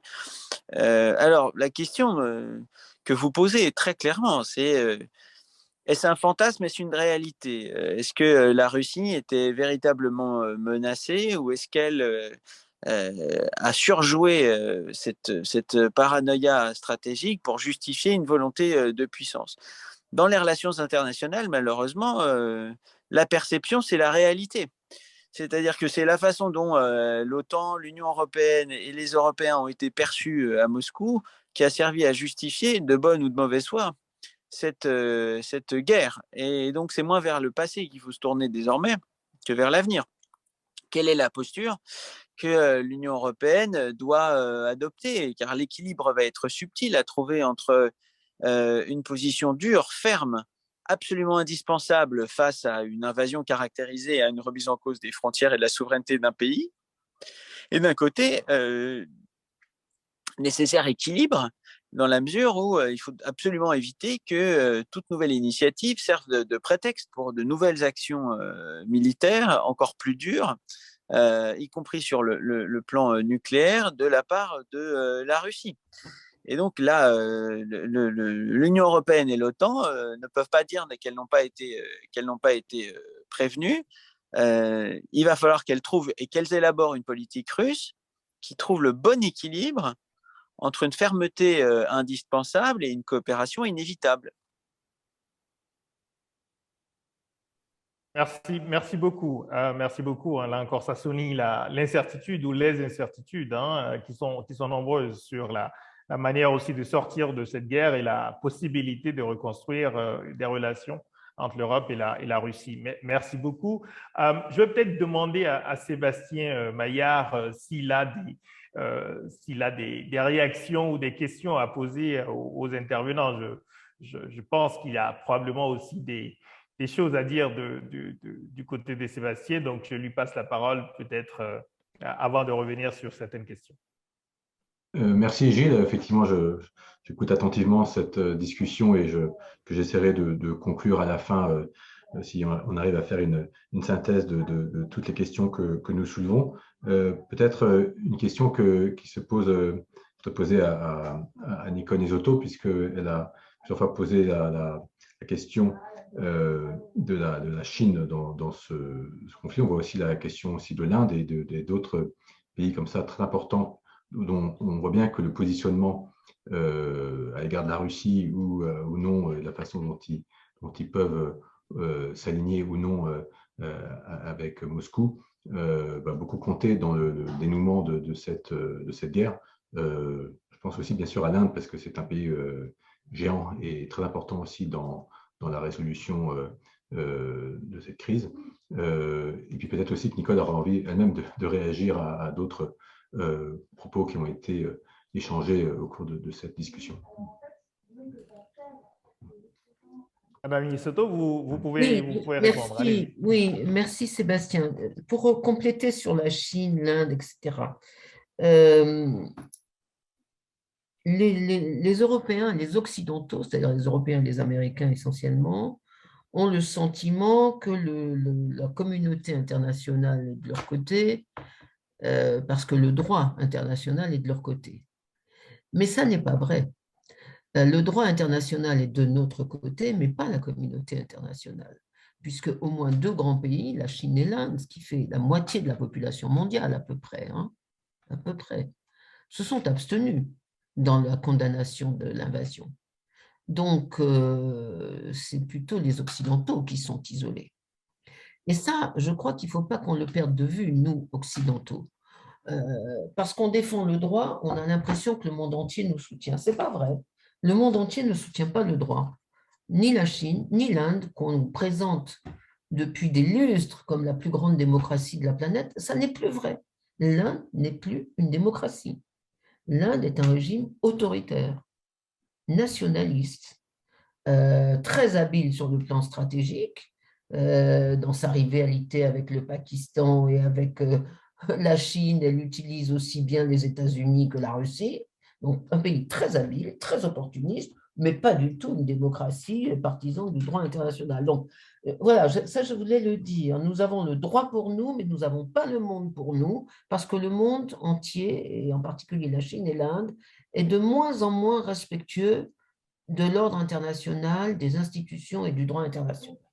Alors là, l'Afrique a une responsabilité particulière, parce que selon que vous tomberez sur l'un ou l'autre, moi je pense que les Africains ont tout intérêt à défendre le droit, ont tout intérêt à défendre une régulation du système international qui soit codifiée, sanctionnée dans les institutions, parce que plus on est faible, plus on a besoin du droit international. Et l'Afrique aujourd'hui, si ça veut dire quelque chose, l'Afrique, parce que comme vous l'avez dit, c'est 55 pays, mais en tout cas, le continent est aujourd'hui faible sur le plan des relations internationales. Sur mon deuxième point, la deuxième question c'était sur l'OTAN, Sébastien? Non, c'était par rapport à d'autres propos peut-être auxquels tu voulais réagir, oui, mais moi j'avais aussi une question. Pardon, oui. Je lis avec beaucoup d'intérêt à la fois les questions-réponses et puis les commentaires dans la discussion. Alors, je vois quelqu'un qui est M. Dirk Irengue, qui dit « Cette guerre a été voulue par l'OTAN et les USA en premier ». Comme si c'était les Américains et l'OTAN qui ont déclenché la guerre, ou en tout cas qui ont fait semblant de vouloir mettre l'Ukraine dans l'OTAN pour que Poutine s'énerve et que Poutine fasse la guerre, dans l'espoir que Poutine allait être battu et donc Poutine allait perdre son pouvoir et que la Russie redeviendrait soit un pays complètement affaibli comme elle l'a été après la chute de l'Union soviétique, soit même une future démocratie. Je crois que ça, c'est l'idée que c'est les Américains et l'OTAN qui ont voulu la guerre, c'est vraiment être victime de la désinformation russe. Moi, je ne suis pas pro-américaine, vous avez dû le voir. Je ne suis pas partisan absolu de le leadership américain et de l'OTAN sur l'Europe. Mais il y a une très grande différence entre vouloir élargir une organisation militaire,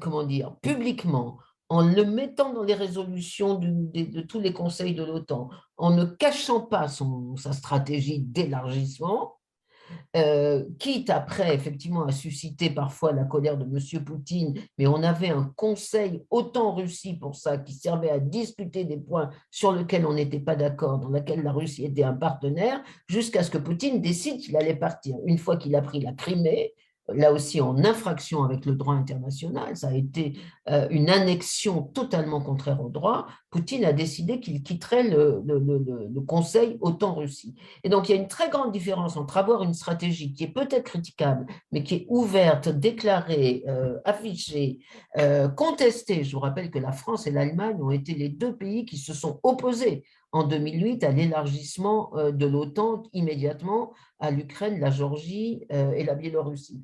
C'est une chose et de l'autre, de tout d'un coup, un soir, envoyer ses chars, ses missiles, ses avions sur un pays sous prétexte qu'il allait rentrer dans l'OTAN, alors qu'il n'y avait aucun calendrier, il n'y avait aucune raison en février, plus qu'en décembre ou plus qu'en juin l'année dernière.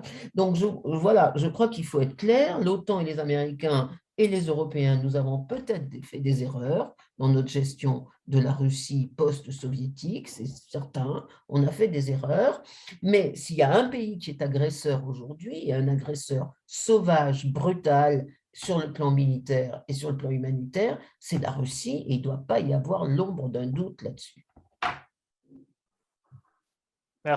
Merci beaucoup. Sébastien? Oui, je pense que, je ne sais pas si Gilles, on a le temps de prendre une dernière question, ou parce qu'il est 4h30. Oui. Écoute, alors je te laisse poser une dernière question à partir de ce qu'on voit sur le chat, et puis après, je conclurai dans ce cas-là. D'accord, très bien.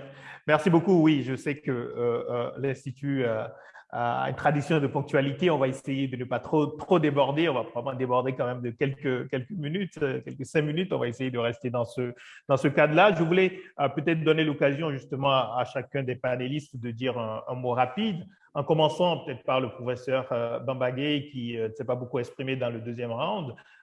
Et ensuite, je passerai la parole à l'ambassadeur Frédéric Ngoga avant de conclure par M. Brett et Mme Niessoto. Peut-être une réaction quand même sur la question du droit international. Je pense qu'on le voit aussi dans les commentaires. Hein. Le sentiment en Afrique, c'est que ce droit international, d'une part, il est de cette manière un peu écrit il a été jusque-là un peu écrit par les Occidentaux, et que son application aussi un peu n'est pas nécessairement toujours juste, ou en tout cas qu'elle est appliquée lorsque cela va dans l'intérêt des puissances occidentales. En tout cas, il y a cette perception, et donc peut-être que le professeur Bamba-Gueye et peut-être Frédéric aussi voudraient rebondir là-dessus. Deuxième élément, peut-être pour professeur Bamba-Gueye, il y a une question spécifique sur le Sénégal. Quelqu'un qui dit, au fond, la position du Sénégal a peut-être été celle qui a surpris le plus les Occidentaux par rapport à la tradition un peu des alliances du Sénégal. Et je vais demander peut-être au professeur Bamba-Gueye voilà, sa lecture de la position du Sénégal, notamment lors du premier vote au Conseil de sécurité. Et voilà. Et donc, je vous donne en même temps l'occasion de dire votre dernier mot chacun, et comme ça, on va essayer de conclure à peu près dans les temps. Merci, docteur Yabi. On n'a pas beaucoup de temps. Je vais essayer d'aller à l'essentiel. Je vais mettre l'accent sur 3 points. La question du droit international, je vais l'aborder sous l'angle des leçons apprises. Quelles sont les leçons apprises, les 3 grandes leçons apprises qu'on peut tirer du déroulement de ce conflit. Deuxièmement, si vous le permettez, un petit mot sur la question en fait de l'autonomie stratégique. J'y reviendrai parce que dans le chat, on en parle. Et enfin, la position diplomatique du Sénégal, qui a surpris, mais qui a une certaine cohérence selon moi. Concernant en fait la question, ce conflit que nous vivons, au-delà en fait de son caractère émotionnel, dramatique, humain, est en train de nous livrer un certain nombre de leçons apprises, et parmi lesquelles je vais convoquer 3 leçons apprises. La première leçon apprise, c'est que cette crise révèle que la crise du multilatéralisme est un facteur d'accélération des crises, des tensions. Ça, c'est la première leçon apprise. La crise du multilatéralisme a été un facteur d'accélération et un facteur également qui a fait que la résolution des conflits ne trouve plus un cadre pertinent permettant en fait de passer de l'état de guerre à l'état de paix. Ça pose la question de la place de l'ONU dans les relations internationales. Je n'ai pas le temps de développer. L'autre leçon apprise, c'est que le régime des sanctions ne débouche pas sur une sortie de crise, sur la paix. Le régime des sanctions devient un élément de guerre. Un élément de guerre. Ça, c'est une leçon apprise. Et troisième leçon apprise, c'est que l'Afrique aujourd'hui doit se battre pour que le droit international soit véritablement respecté dans toute sa plénitude, et que le fait qu'il y ait 2 poids, 2 mesures en fonction des crises aujourd'hui doit être combattu. Et enfin, l'Afrique aussi doit également tirer les leçons pour comprendre que sa position dans les relations internationales, si elle doit s'améliorer, ne dépend que des Africains eux-mêmes. C'est-à-dire qu'il est important aujourd'hui que nous puissions construire une vision stratégique de l'Afrique dans les relations internationales. Et ça manque cruellement. Ça manque cruellement. Nous ne tirons pas les leçons apprises, nous ne faisons pas confiance à notre expertise. Également, nos gouvernements sont toujours dans une logique bureaucratique qui fait que souvent, en fait, nos organisations africaines ou sous-régionales sont en déphasage avec la réalité des faits. Maintenant, sur la question de l'autonomie stratégique, on n'a pas le temps. Je vais aller à l'essentiel. On m'a posé oui, s'il vous plaît. On n'a pas le temps. Mais ça veut dire que si on prend le cas du Sénégal, pourquoi le Sénégal, depuis 60 ans, ne peut pas assurer sa sécurité alimentaire? Nous avons des périmètres irrigués, nous avons de l'eau, nous avons l'expertise, mais le gouvernement ne parvient pas aujourd'hui à rendre le Sénégal autosuffisant alimentaire. C'est notre responsabilité. Il faut questionner les politiques publiques.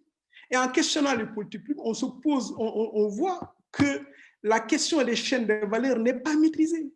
Et si la question des chaînes de valeur n'est pas maîtrisée, l'agriculture est perçue de manière traditionnelle, on produit, on consomme, alors que ça, c'est dépassé. On produit, on transforme, on crée la valeur ajoutée, on crée la richesse, on développe le marché, etc. Et un autre élément concernant cette question de l'autonomie stratégique, c'est qu'il faudrait également que l'Afrique puisse défendre ses intérêts au niveau des contrats miniers. J'ai beaucoup voyagé en Afrique. Mais à chaque fois que je vais dans les pays africains, on se rend compte véritablement que nous avons des richesses, mais on n'en profite pas. Et ça, il faut changer cela, il faut changer. Et enfin, le troisième élément qui me paraît important, c'est que l'Afrique doit repenser sa place au monde en mettant sur pied des partenariats gagnant-gagnant, etc. Donc, et très rapidement sur la position du Sénégal, la position du Sénégal doit être perçue à l'aune de trois démarches. La première démarche est que le Sénégal a condamné ce qui se passe en Ukraine au niveau du droit international. Le président de la République, en tant que président de l'exercice de l'OIA, notre ministre des Affaires étrangères, ont réaffirmé dès le début la nécessité de respecter le droit international et de condamner l'agression. Et chemin faisant, ils ont montré qu'au-delà de cette condamnation, il ne faut pas isoler la Russie, il faut parler avec la Russie. Parce qu'un conflit, il faut le résoudre. Pour résoudre un conflit, il faut parler avec tout le monde. Rien ne sert d'isoler la Russie, donc c'est la position du Sénégal qui s'est singularisée parce que le pays, à l'ONU, n'a pas voté pour la résolution et c'est absolu. Et enfin, troisième position, c'est que pour le Sénégal, il faudrait que l'Afrique puisse être dans une perspective de non-alignement. C'est-à-dire que les États sont souverains de pouvoir définir la posture qu'ils doivent avoir dans les relations internationales. Et ça, quand même, c'est quelque chose qui est en train de naître en Afrique. Et on reprend les thèses du non-alignement, quoique le non-alignement à l'époque de la guerre froide n'est plus la même chose à l'heure actuelle. Mais le fait de revenir à l'orthodoxie du non-alignement montre qu'une fois de plus, l'Afrique va avoir une autonomie stratégique au niveau des relations internationales. Et en fait, ce que nous voyons à travers le cas du Sénégal doit être perçu de cette manière, doit être lu de cette manière, et non pas comme une Merci, opposition. professeur Gueye, il faudra conclure, s'il vous plaît. En Occident, mais comme un positionnement dans un monde nouveau qui appelle des lectures nouvelles et un changement de paradigme. Merci beaucoup. Merci infiniment à nouveau pour votre disponibilité, votre participation très active et très enrichissante à cette discussion. L'ambassadeur Frédéric Ngoga, peut-être un dernier mot également rapide, autant que possible. D'accord, merci bien Gilles. Écoute, d'abord, merci encore une fois pour l'invitation. Je pense que ce dialogue est un dialogue qui doit être continué. Et je remercie des organisations comme Wati qui amènent les gens qui travaillent sur ces questions-là, non seulement au niveau de la recherche, mais aussi nous autres qui travaillons dans les organisations multilatérales. C'est vrai qu'il a parlé d'une crise du multilatéralisme. Moi, je pense qu'il y a une crise de valeur d'abord, avant tout. Comment est-ce qu'on peut dire qu'on veut que la guerre s'arrête en Ukraine et on a des pays qui envoient des armes en Ukraine? Personne ne parle de cela. Chaque jour, je me pose cette question. Pourquoi est-ce qu'on veut que la guerre s'arrête, mais on envoie des armes là-bas? C'est quand même assez inquiétant. Je pense qu'il faut privilégier le dialogue, parce que c'est seulement à travers le dialogue qu'on arrive à résoudre les problèmes. Et je pense qu'il n'y a pas des grands et des petits dans ce monde. Je pense que c'est ce qu'on a vu avec cette crise en Ukraine. J'ai bien aimé ce que le professeur Gueye a dit, parce que la réflexion au niveau du continent, c'est celle-là. C'est comment voir d'une manière stratégique comment se repositionner par rapport à tout ce qui se passe dans le monde. Mais nous réfléchissons un peu comme Senghor. D'abord, on doit se protéger de la pluie, mais c'est pour surtout s'éclore également pour travailler avec les autres. Parce qu'en fin de compte, c'est notre humanité qui est en jeu. Voilà, c'est tout ce que je voulais dire et j'aimerais remercier Wati et les autres intervenants. Je te remercie. Merci beaucoup, Excellence. Merci pour, là encore, ce point de vue de l'Union africaine, hein, enfin, indépendant, mais en même temps portant la voix quand même de l'Union africaine sur cette question extrêmement importante pour nous tous. Merci beaucoup. Cyril Brett, peut-être un dernier mot également en réaction peut-être à tout ce que vous avez entendu. Voilà, quelques derniers messages que vous voudriez partager avec nous sur la base de votre connaissance et votre suivi quotidien de ce qui se passe en ce moment. Oui, merci beaucoup, monsieur le directeur. Ce sera un mot de remerciement, à Wati et à l'Institut de l'Or, parce que pour des chercheurs qui sont centrés sur un sujet, effectivement, voir que des problématiques proches, comparables, au contraire divergentes, se posent en Afrique de l'Ouest, en Europe orientale, dans l'Union européenne ou dans l'Union africaine, c'est une source de réflexion, une source de travail et d'inspiration qui est absolument irremplaçable. Merci donc aux deux instituts, merci à tous les intervenants et à tout l'auditoire qui nous a nourris de ces questions. J'espère que nous aurons bientôt l'occasion, sous une forme ou sous une autre, de reprendre cette discussion. Merci encore. Merci à vous. Je pense clairement que nous aurons la possibilité de continuer ces échanges parce que malheureusement, ce monde qui s'ouvre à nous, clairement, il est plein d'incertitudes et je crois que ça nécessite du débat public et des échanges modérés, respectueux et justement qui essaient de s'éloigner de toutes des informations. Donc, merci beaucoup pour votre contribution très enrichissante. Madame Nicole Niessoto, peut-être également votre dernier mot en vous remerciant déjà pour votre participation également très active. Oui, si je peux me permettre, monsieur l'ambassadeur Ngoga, ce n'est pas les armes ou le dialogue dans aucune crise, c'est les armes et le dialogue. Il faut les deux. Les armes, parce que sinon les Ukrainiens sont battus à plat de couture et donc la négociation sera totalement bénéfique pour la Russie. Et donc, il faut équilibrer sur le terrain pour tenter d'avoir un cessez-le-feu et une négociation à peu près équilibrée. Donc voilà, et c'est vrai pas seulement pour l'Ukraine, c'est vrai dans toutes les crises, c'est les armes et le dialogue. Mais c'est tout. Moi, je ne connaissais pas, je vais vous dire la vérité, je ne connaissais pas Wati. Tout en étant à l'Institut de l'Or. C'est la première fois que je participe à un dialogue que vous organisez. Je trouve ça formidable. J'espère vraiment qu'on en aura d'autres, peut-être avec les mêmes, parce que comme moi, je crois malheureusement que la guerre en Ukraine va en tout cas durer. Peut-être ce serait bien de faire un point, si Sébastien Maillard est d'accord aussi, je parle sous le contrôle de mon directeur. Je trouve que c'est absolument très utile. Je regrette beaucoup qu'on n'ait pas le temps de répondre à toutes les questions que posent les gens qui se sont inscrits. Mais voilà, en tout cas, moi, je suis à votre disposition pour d'autres dialogues de ce type.